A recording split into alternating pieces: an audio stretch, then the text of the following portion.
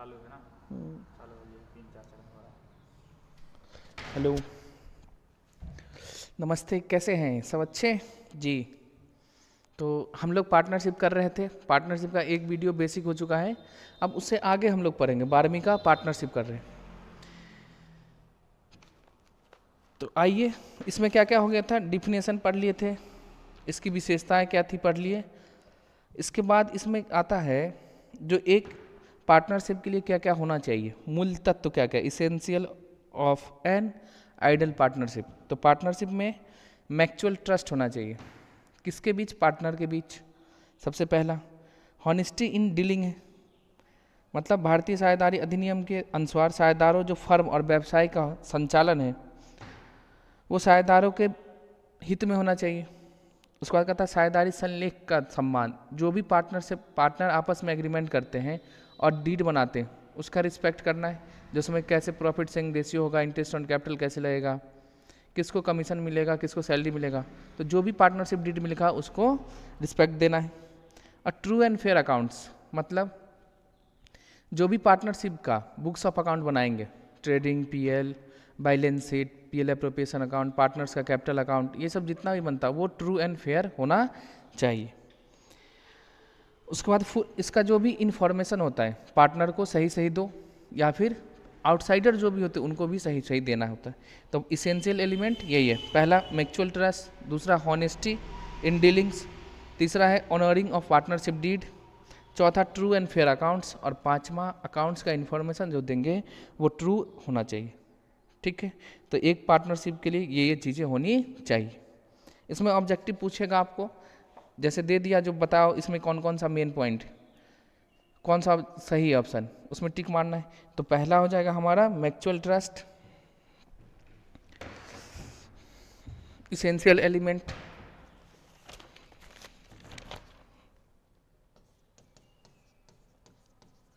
essentials elements, essentials of an ideal partner,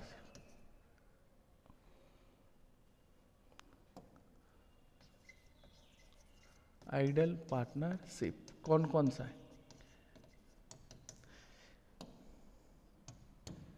आई तो पहला है म्यूचुअल ट्रस्ट, पार्टनर के बीच ट्रस्ट होना चाहिए आपस में। दूसरा honesty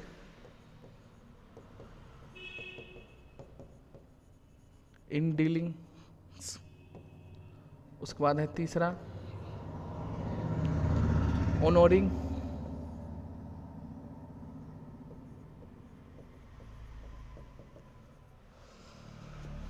the partnership deed,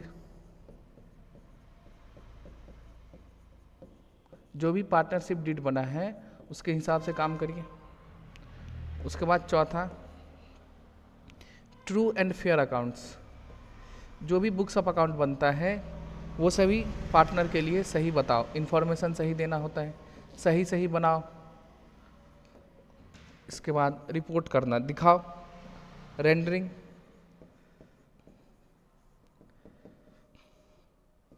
true accounts,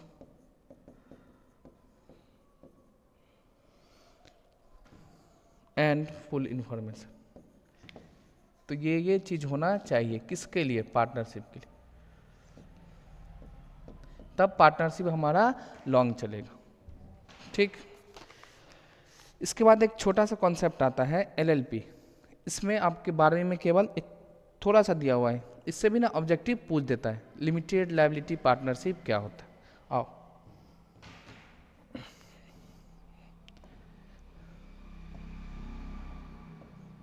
LLP limited liability partnership, limited liability,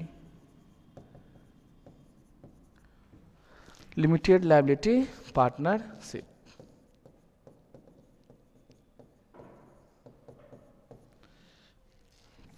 देखिए पार्टनर का फीचर्स क्या होता है,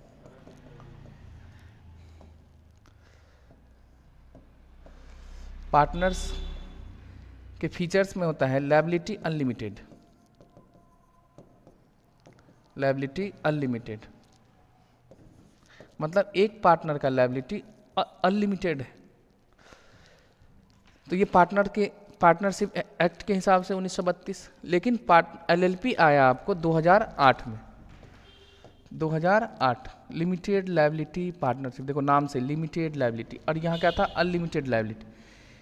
तो एक संस्था जिस लोगों का समूह है जिसमें पार्टनर जो होते हैं उनका लायबिलिटी क्या कर दिया गया लिमिटेड, तो ये होता है एलएलपी। ये कब आया 2008 में। अब इसका फीचर्स क्या होता है, तो देखो एलएलपी का नाम जो होगा ना कंपनी के रजिस्ट्रार द्वारा किया जाता है। एलएलपी का जन्म एग्रीमेंट से और लॉ के द्वारा, कंपनी लॉ के हिसाब से किया जाता है, created by law. Agreement paper जो होगा वो कंपनी के रजिस्ट्रार के पास फाइल करना पड़ता है। साझेदारों का दायित्व उनके पूंजी तक, जो भी इसके मेंबर होते हैं जितना भी कैपिटल है उतना तक लिमिट होता है, ठीक है। और सॉल्वेंसी सर्टिफिकेट होता है जो आगे चलेगा कि नहीं चलेगा ये भी रजिस्ट्रार को हर एक ईयर कंपनी के जो रजिस्ट्रार होते हैं, रजिस्ट्रार ऑफ कंपनी, उनको देना पड़ता है। तो एलएलपी ये है। अब देखो इस दोनों में डिफरेंस क्या होगा, दोनों में पार्टनरशिप में क्या अंतर है और एलएलपी में क्या अंतर है। तो सबसे पहले आइए हम लोग डिफरेंस देखते हैं, दोनों में डिफरेंस क्या है। डिफरेंस बिटवीन पार्टनरशिप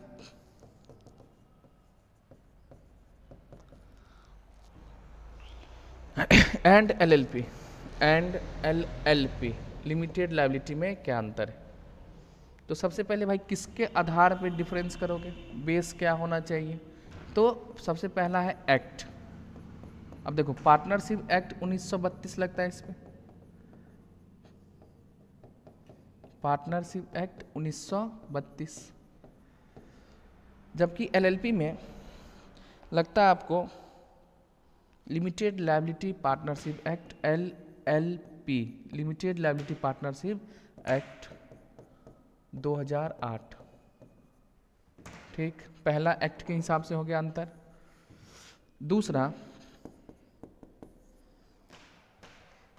दूसरा हो जाएगा रजिस्ट्रेशन। देखो तो पार्टनरशिप का रजिस्ट्रेशन कराना ऑप्शनल है, ये ऑप्शनल होता है, मतलब कराइए नहीं भी कराइए चलेगा, ऑप्शनल का मतलब ये। और एलएलपी को मैंडेटरी है, कराना पड़ेगा, कंपलसरी है।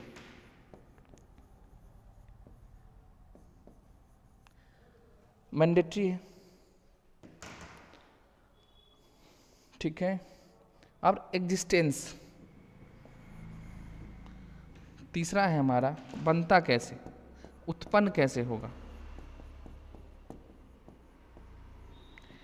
तो पार्टनरशिप जो बनता है वो आता है एग्रीमेंट के हिसाब से, लोगों के बीच एग्रीमेंट, और ये बनता है क्रिएटेड बाय लॉ, कानून के द्वारा बनाया जाता है।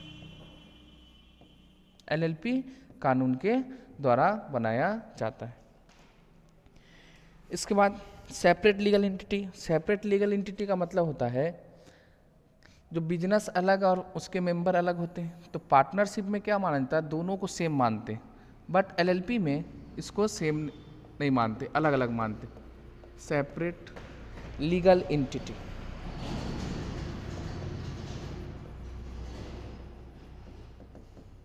अब देखो पार्टनरशिप में दोनों को सेम माना जाता है, अलग अलग नहीं मानते। किसको, फर्म को और पार्टनर्स को, दोनों को हम लोग सेम मानते। तो नो सेपरेट लीगल एंटिटी, यहाँ हो जाएगा नो सेपरेट लीगल एंटिटीज, और ये हो जाएगा आपका सेपरेट था। एलएलपी सेपरेट है, तो सेपरेट लीगल एंटिटी मतलब इसके मेंबर अलग होंगे और एलएलपी अलग हो जाएगा, जैसे कंपनी में होता है।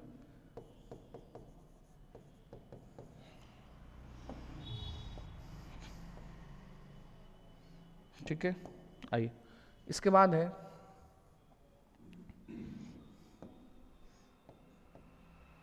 पीला चलता है कर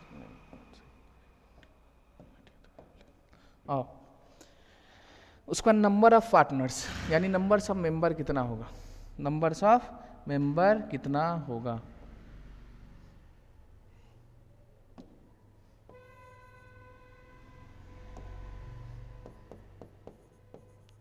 नंबर्स ऑफ पार्टनर्स। तो देखो पार्टनरशिप में मिनिमम कितने होते हैं, 2, जो पिछले वीडियो में बता चुके हैं, मिनिमम 2 होगा और मैक्सिमम 50। ये कहाँ लिखा है, कंपनी रूल्स 2014 रूल संख्या 10 में, और ये पार्टनरशिप एक्ट 1932 में। जबकि एलएलपी में मिनिमम 2 है, मतलब कम से कम 2, और मैक्सिमम नो लिमिट है, maximum no limit.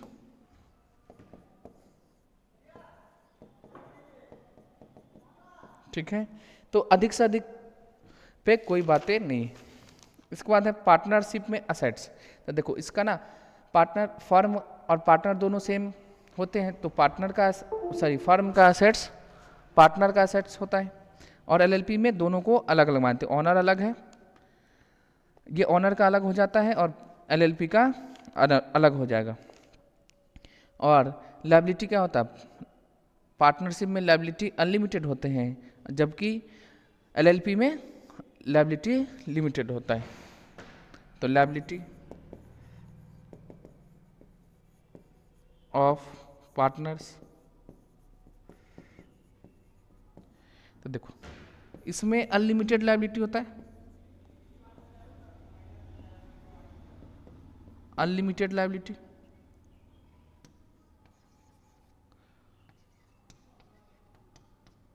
Unlimited liability.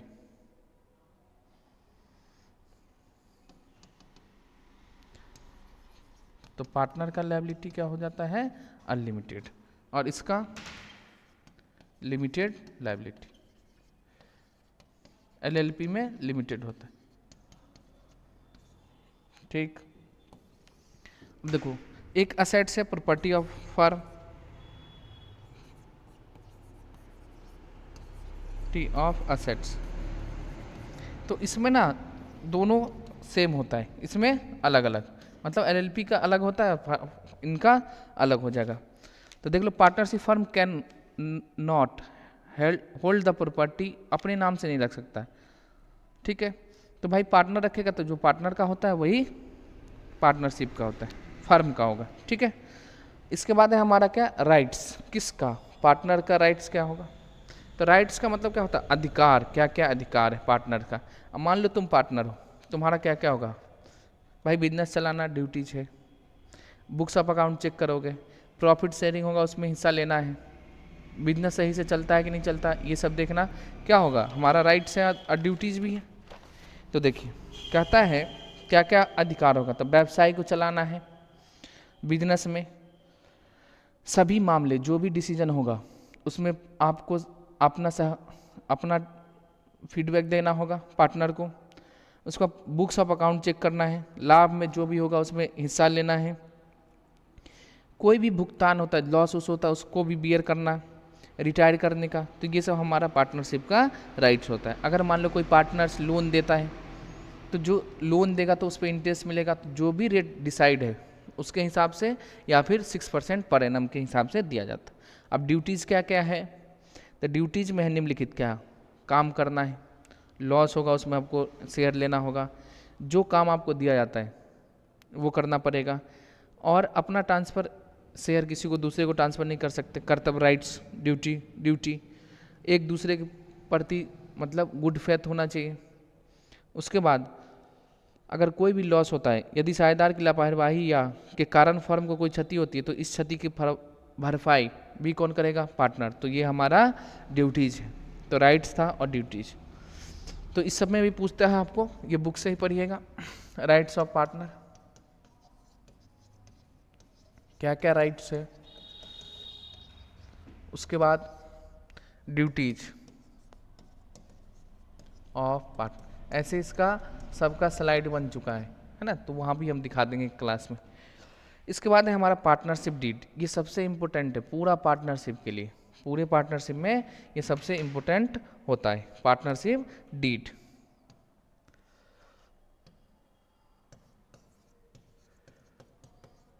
Partnership deed, जिसको हम लोग बोलते हैं साझेदारी संलेख, साझेदारी संलेख।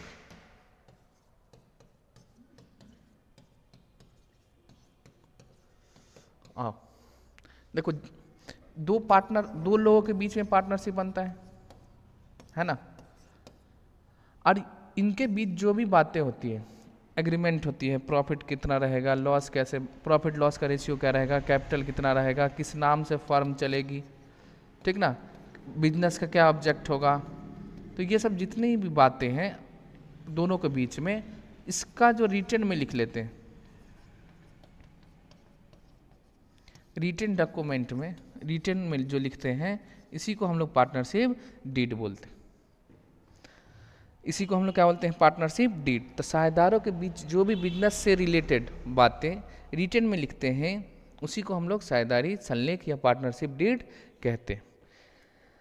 ठीक है, तो देखो कहता कि a written document containing the terms of agreement, किसके बीच, between the partners to rights and duty, जो भी अधिकार है, ड्यूटीज है पार्टनर को, उसी को पार्टनरशिप डीड या पार्टनरशिप एग्रीमेंट कहते हैं। तो रिटन में होगा डॉक्यूमेंट, उसी को हम लोग पार्टनरशिप डीड बोलते हैं। अब देखो, एग्रीमेंट आपको लिखित मौखिक हो सकता है, लेकिन डीड हमेशा रिटन में ही होता है, ठीक है। और पार्टनरशिप डीड के एक दूसरे नाम से भी जानते हैं, article of partnership, articles of partnership. तो और देखो, हमेशा पार्टनरशिप रिटन में ही होगा, लेकिन कंपलसरी नहीं है जो अब बनाओ, लेकिन जब बनेगा तब भी ये रिटन में ही बनता है। अब रिटन में कराने से ये होता है ना, अगर मान लो इन फ्यूचर में इन दोनों के बीच झगड़ा हो जाए, तो ना हम प्रॉफिट ऐसे बांटेंगे, सैलरी ऐसे लेंगे, तो फिर कैसे सुलझेगा। तो आपस में लिखा रहेगा, पार्टनरशिप डीड में लिखा रहेगा तब ना, तो डीड में लिखा रहेगा, उसी के हिसाब से डिसीजन लिया जाएगा जो भी होगा, ठीक है।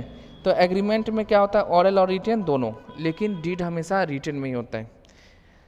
और देखो, ऐसे पार्टनरशिप में डीड बनाना कंपलसरी नहीं है, लेकिन एग्रीमेंट बनाना हमें कंपलसरी है, जरूरी है। और कहता उसके बाद है हमारा पार्टनरशिप डीड में क्या क्या होगा। तो पहले फर्म का नेम, कौन कौन पार्टनर है उसका नाम, कितना कैपिटल लगाया, कितना एड्रेस है, कौन सा एड्रेस पे है, प्रॉफिट शेयरिंग रेशियो क्या होगा, लाभ अनुपात किस रेशियो में बांटेंगे, लाभ हानि, किस पार्टनर को सैलरी मिलेगा, किसको नहीं मिलेगा, कितना कमीशन होगा। तो ये सारी बातें कहाँ लिखी रहती है, हमारी पार्टनरशिप में। जो कैपिटल लगाए तो 5% इंटरेस्ट मिलेगा, ड्राइंग्स करेगा पार्टनर तो उस पर कितना मिलेगा, ये सारी बातें लिखी रहती है कहाँ, पार्टनरशिप डीड में। तो ये होता है हमारा पार्टनरशिप डीड। अब देखो, अगर मान लो पार्टनरशिप डीड जो बनता है वो पार्टनर जो भी बनेगा उसी के हिसाब से चलेगा, लेकिन मान लो पार्टनरशिप डीड नहीं है, तो फिर अगर मान लो ये दोनों मिलके कोई भी लिखित में डॉक्यूमेंट नहीं बनाया, जो लाभ हानि कैसे बांटना है, इंटरेस्ट ऑन कैपिटल क्या होगा, किसको सैलरी मिलेगा, किसको कमीशन मिलेगा, अगर लिखित में नहीं लिखा, तो तब अप्लाई होता है पार्टनरशिप एक्ट के हिसाब से जो भी नियम है, तब अप्लाई होगा पार्टनरशिप एक्ट 1932 के हिसाब से जो प्रोविजंस, नियम है, रूल्स है। अब देखो कौन कौन सा है,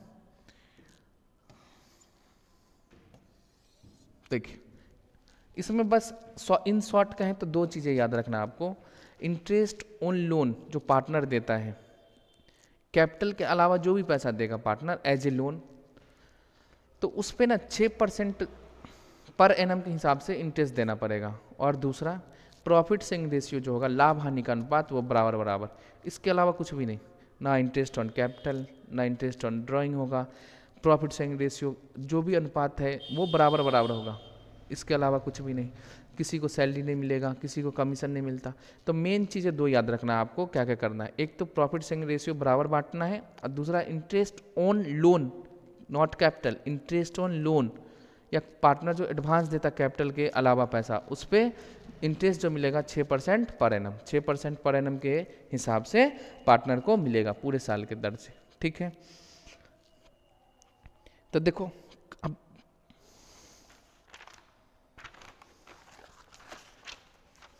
आइए, तो मान लो पार्टनर को सैलरी कमीशन मिलेगा, नहीं मिलेगा, सबसे पहले ना हम लोग मेन चीज़ें लिख लेते हैं। प्रॉफिट शेयरिंग रेशियो क्या होगा हमारा, पार्टनर के बीच इक्वल, बराबर बराबर बटेगा।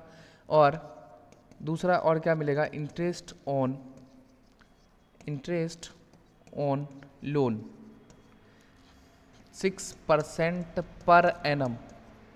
इसके अलावा कुछ भी नहीं मिलेगा, जैसे सैलरी है, मान लो कमीशन है,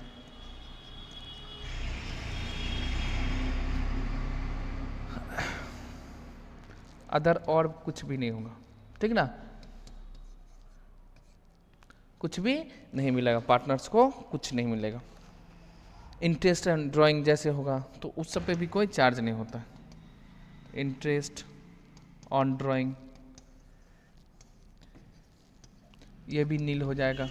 इंटरेस्ट ऑन कैपिटल, पार्टनर जो इंटरेस्ट ऑन कैपिटल पे जो पूंजी होगा उस पर भी 0 नहीं मिलेगा।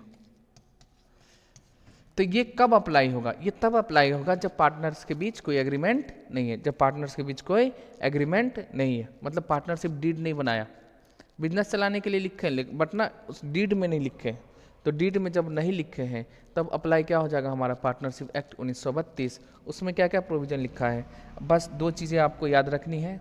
क्या, एक तो प्रॉफिट शेयरिंग रेशियो बराबर होगा, दूसरा इंटरेस्ट ऑन लोन हो पे कितना मिलेगा 6%। इसके अलावा ये सब कुछ भी नहीं, ठीक है। 2 चीज़ें हमारी काम की बातें हैं। इसके बाद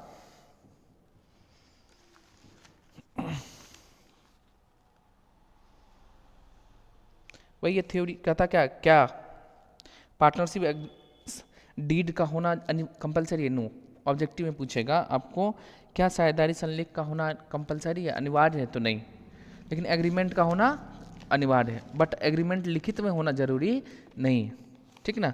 तो देखो क्या साझेदारी समझौता लिखित होना आवश्यक है, नहीं। ऑरल भी होता है, मौखिक भी हो सकता है, लिखित भी हो सकता है, लेकिन संलेख हमेशा लिखित में होगा। क्या साझेदारी संलेख का पंजीयन कराना, अब देखो रजिस्ट्रेशन कराना इसका पार्टनरशिप डीड का, तो देखो कंपलसरी नहीं है, लेकिन आप इसको रजिस्टर्ड करा सकते हैं भारतीय पंजीकरण अधिनियम 1908 के अंतर्गत, ठीक। तो ये था हमारा पार्टनरशिप डीड। अब देखिए कुछ क्वेश्चन है हम लोग करेंगे, आपके बुक का ही है क्वेश्चन नंबर 1, और साथ साथ थ्योरी साथ साथ क्वेश्चन करते चले जाएंगे। तो क्वेश्चन है हमारा फर्स्ट है, कहता ABC enter into partnership with no agreement, इसके बीच में कोई एग्रीमेंट नहीं हुआ, to sharing profit and contribute 1 lakh, capital है 80,000 है 70,000 है। आओ देखते हैं हम लोग।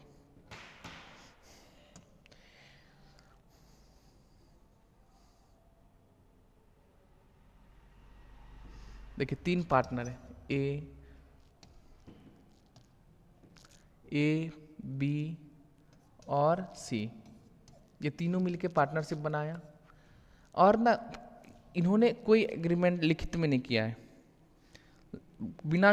बिना कोई समझौता किए साझेदारी में सम्मिलित हुए, जिसमें कैपिटल है, ये क्वेश्चन नंबर 1 है, आ जाओ। कैपिटल इसका है 1 लाख,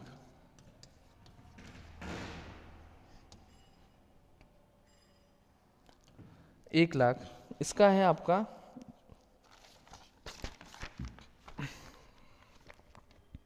'बी' का है 80,000 और 'सी' का है 70,000। ये कैपिटल है।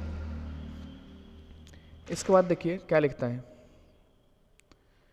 सी जो है ना 50,000 लोन दिया है, अच्छा सी ना लोन दिया है, तो पार्टनर्स लोन है, पार्टनर्स लोन ओनली सी दिया है कितना 50,000। अब देखिए क्या लिखता है आगे, बताइए क्या वे लाभ कैसे बांटेंगे। इसमें 3 क्वेश्चन है। पहला कहता है आपको बताओ प्रॉफिट इन शेयरिंग रेशियो क्या होगा, दूसरा कहता है क्या सी को इंटरेस्ट किस रेट से मिलेगा, है ना, तो इंटरेस्ट ऑन लोन का रेट क्या हो जाएगा, इंटरेस्ट ऑन लोन का रेट क्या होगा। इसके बाद तीसरा है आपको क्या, बी क्लेम करता है सैलरी बी क्लेम करता है क्या चीज़, सैलरी दो इसको, सैलरी के लिए, तो क्या होगा, आइए प्रॉफिट एक्सचेंज रेशियो, देखो इन सबों के बीच में क्या है, नो डीड है, कोई भी डीड नहीं बना है, पार्टनरशिप डीड नहीं बना, तो जब नहीं बना तो कौन क्या अप्लाई होगा, पार्टनरशिप एक्ट 1932 क्या अप्लाई हो जाएगा, पार्टनरशिप एक्ट 1932 में जो भी रूल्स हैं वो मिलेगा। तो पार्टनरशिप एक्ट 1932 का प्रोविजन अप्लाई होगा 32 में। अब देखो इसमें क्या लिखा है, बस बताए हैं अभी, दो चीज़ों को ध्यान रखना आपको, प्रॉफिट शेयरिंग रेशियो इक्वल में बटेगा,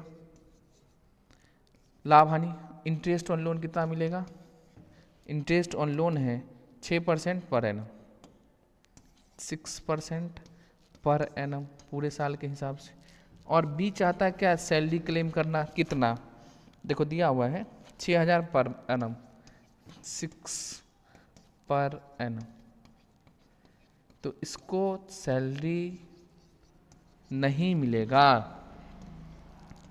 नहीं मिलेगा, क्यों नहीं मिलेगा, क्योंकि पार्टनरशिप डीड जो है वो है ही नहीं आपस में, तो अप्लाई हुआ पार्टनरशिप एक्ट 1932, और पार्टनरशिप एक्ट 1932 में क्या लिखा गया है, यही लिखा गया है कि आपको केवल दो चीज़ें, लाभ हानि का अनुपात बराबर बराबर होगा, और इंटरेस्ट ऑन लोन जो भी होगा 6%, नो कैपिटल पे ब्याज, नो इंटरेस्ट ऑन ड्राइंग, इस पे कुछ भी नहीं होगा। तो ये था हमारा पार्टनरशिप डीड, इसका नोट्स बन चुका है, स्लाइड भी है, आपको हम सब दिखा देंगे, अभी बस समझाते जा रहे, ठीक है। तब तक के लिए धन्यवाद, हम लोग फिर मिलते हैं अगले वीडियो में। चैनल को सब्सक्राइब करना, वीडियो को लाइक करना और दोस्तों को भी शेयर करना ना भूलें।